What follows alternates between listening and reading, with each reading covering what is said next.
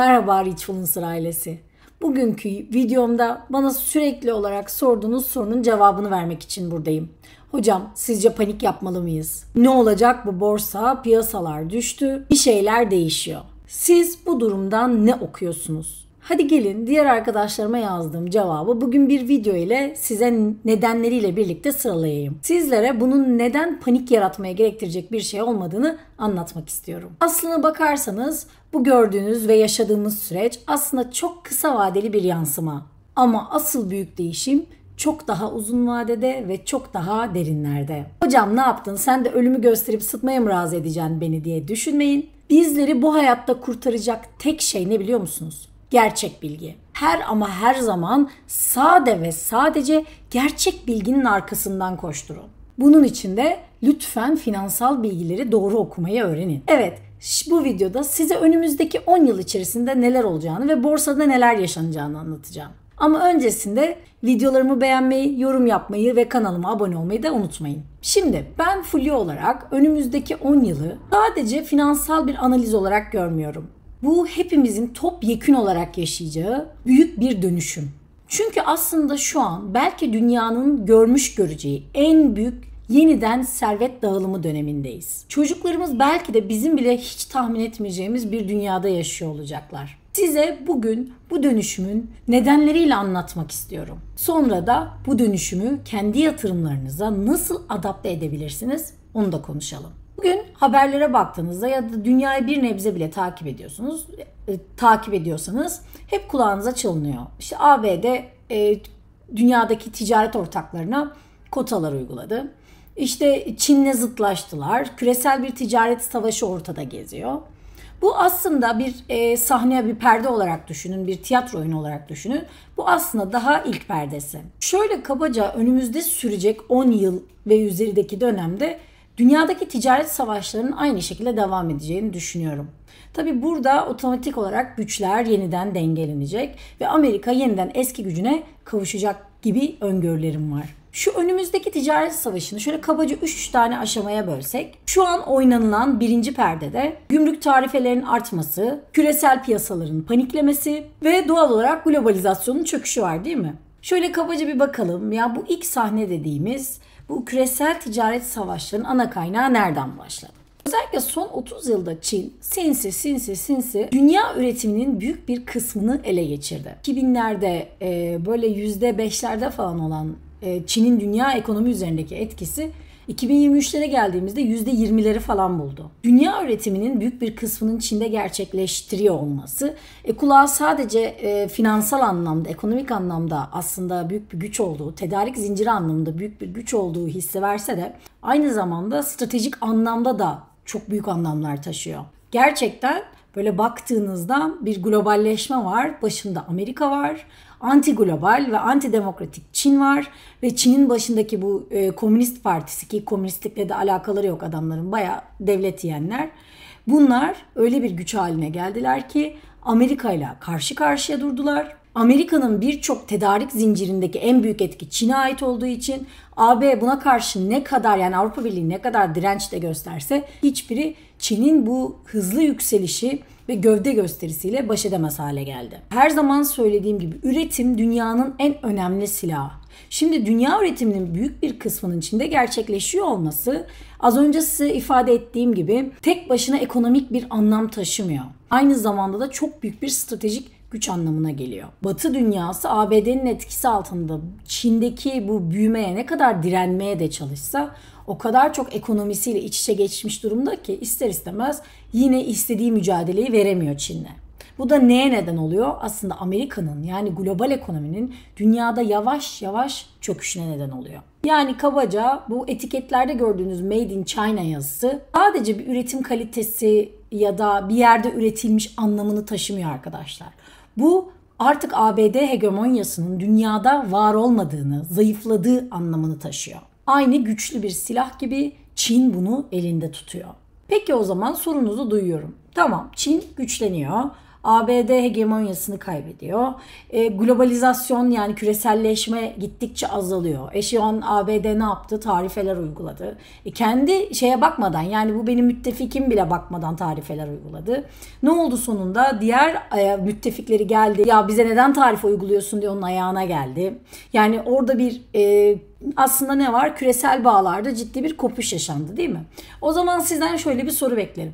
Hocam bu söylediğiniz şeyler oluyorsa biz neden yatırım yapacağız? Belli ki globalizasyon azaldığında ne olacak? Küresel ticaret savaşları başladığında ne olacak? Otomatik olarak her seferinde bizim borsalar ya da yabancı borsalar düşecek. Bizim yatırımlarımız düşecek.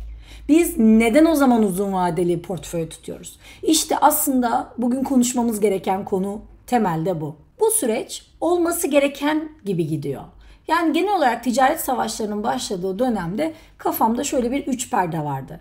Dedim ki az önce size anlattığım gibi ilk perdede gümrük tarifeleri arttırılacak, küresel piyasalar çöküşe doğru gidecek ve globalizasyon düşecek. Evet, burada gerçekten küresel anlamda portföyü olan insanlar, uzun vadeli portföyü olan insanların içerideki miktarları düşecek. Bu çok standart ve normal. Ondan sonra iş ikinci aşamaya geçecek.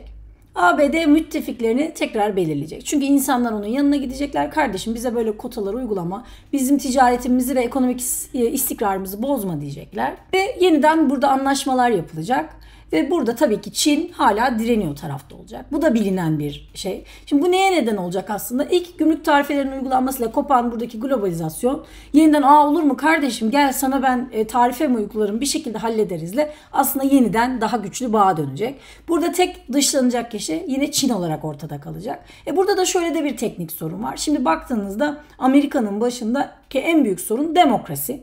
Amerika evet dışarıya yani size bana çok kötü bir devlet. Yani hiç bizim acı çektiğimizi düşünmüyor, savaşımızı düşünmüyor, kanını düşünmüyor, yok Müslümanlarmış düşünmüyor, oymuş buymuş düşünmüyor.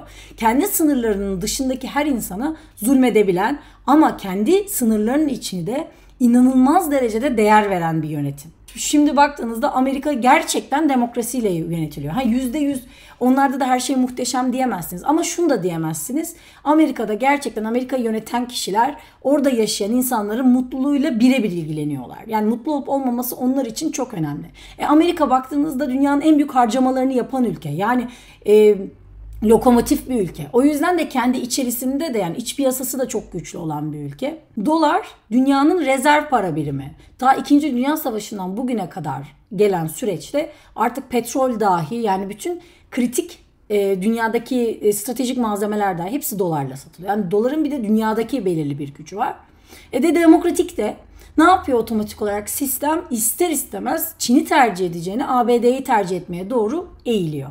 Çünkü Çin ne kadar çok üretim yaparsa yapsın, yani ne yaparsa yapsın, Çin'e baktığınızda bir tane başkan var ve hayatı boyunca o başkan olmak zorunda. Çok ciddi bir troll ordusu var. Yani istediği gibi algı yönetebiliyor. Ve ne yapıyor aslında? Kendi ülkesinin içerisinde hiçbir demokrasi olmadan kendi ülkesindeki insanları ucuza çalıştırabiliyor. Yani kendi halkının mutluluğu çok da onun için önemli değil. Şurada evet bu bir noktada Çin'i iyi hale getiriyor. Diyor ki bir tabak pirinçle de benim halkım doyar diyor. Amerika'da da böyle bir sıkıntı var. Amerikan halkı dediğim gibi çok büyük tüketim yapan bir halk.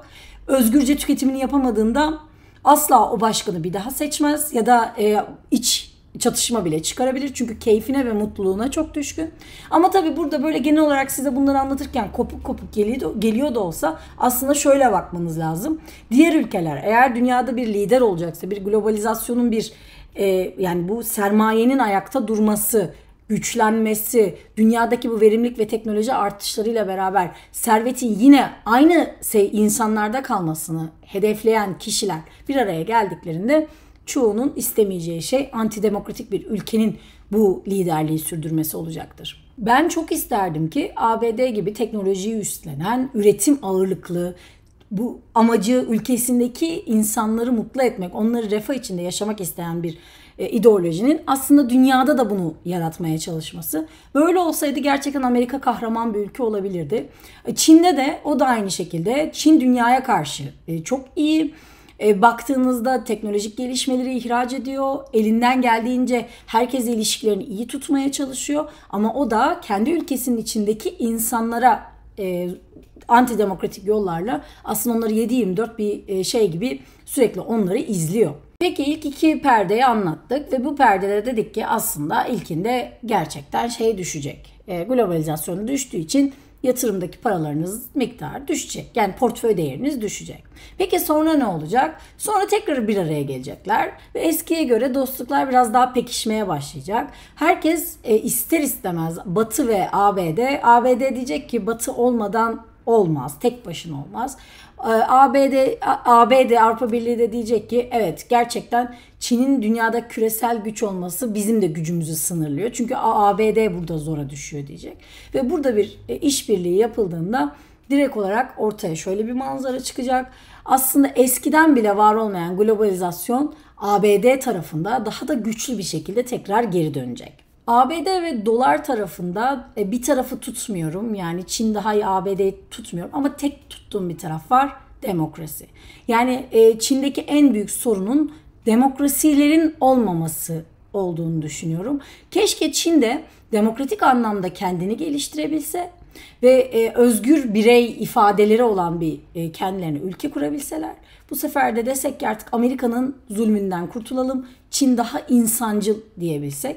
Dediğim gibi orada da yine çok ciddi bir otoriter bir rejim var. Ömür boyu o rejim o insanların başında durmak zorunda. Bu da bu sefer neye neden oluyor? Diyorsunuz ki ben şimdi yatırımlarımı yani dünyada Çin daha güçlü olsun dediğimde yatırımlarımı Çin'e doğru yönelttiğimde bu sefer neden korkuyorum? O diktatörün bireysel olarak vereceği kararların bireysel olarak benim bütün yatırım hayatımı etkilemesinden korkuyorum. O yüzden bu noktada eğer bir seçim yapmam gerekse sadece ve sadece demokrasiyi seçerim. Şimdi bu anlattığım ikinci aşamaya geldik arkadaşlar. Yavaş yavaş gümrük vergileri toparlandı. İşte o globalizasyon yeniden belirli bir seviyeye doğru oturdu. Tabii ki tamamen %100 her şeyin bitmesini bekleyemeyiz. Çünkü daha Çin ve Amerika'nın tam olarak küresel ekonomideki yeri tam olarak oturamadı. Ama oturacak. Ve baktığınızda da bugün piyasalar aslında bu geçiş sürecine gayet ilk bir anda ne kadar panikleseler de ki buradaki aslında bu paniklemelerin en büyük nedeni işi bilmeyen, sadece işi yüzeyden gören ekonomistlerin yaygarasından da kaynaklanıyor. Sonrasında baktığınızda işler zaten kendi içerisinde tekrar rayına girecek.